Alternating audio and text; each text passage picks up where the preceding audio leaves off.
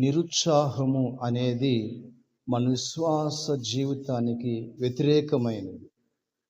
దేవుని కార్యాలు మన జీవితంలో జరగకుండా, మన వ్యక్తిగత జీవితంలో దేవుని కార్యములు చూడకుండా నిరుత్సాహపడి కృంగిపోయుటకు అది సాతాను యొక్క ఆయుధముగా నిరుత్సాహము వాడుతూ ఉన్నారు.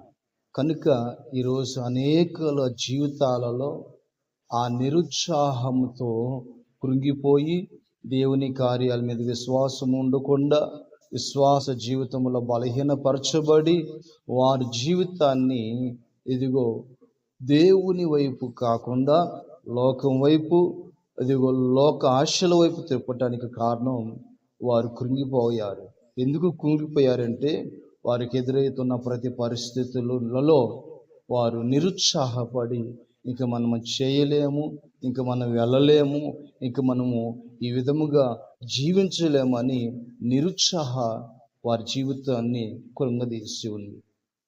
దేవుని బిడ్డలారా, ఒంటరితనములో, ఎవరు లేని పరిస్థితులలో, చేయి విడిచిపెట్టిన పరిస్థితులలో, ప్రేమకు అనురాగానికి దూరమైపోయి ఒంటరిగా బ్రతికిన యోసేపు జీవితంలో తన జీవితాన్ని కృంగదీసిన ఆ నిరుత్సాహానికి యోసేపు ఎంత మాత్రము అతను చోటు ఇవ్వలేదు.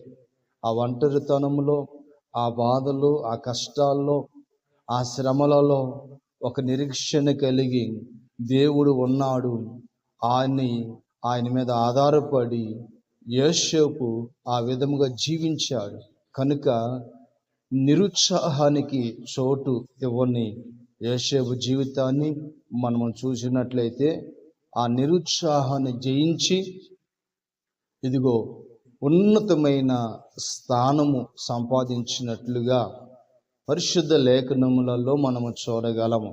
దేవుని బిడ్డలారా, ఈ రోజున నీ జీవితంలో కూడా ఎన్నో పరిస్థితులను బట్టి, ఎన్నో ఆర్థిక పరిస్థితులను బట్టి, రోగములను బట్టి, నీకు ఎదురవుతున్న అలజడులను బట్టి, నీకు ఎదురవుతున్న పోరాటాలను బట్టి నీవు నిరుత్సాహపడిపోతున్నావా?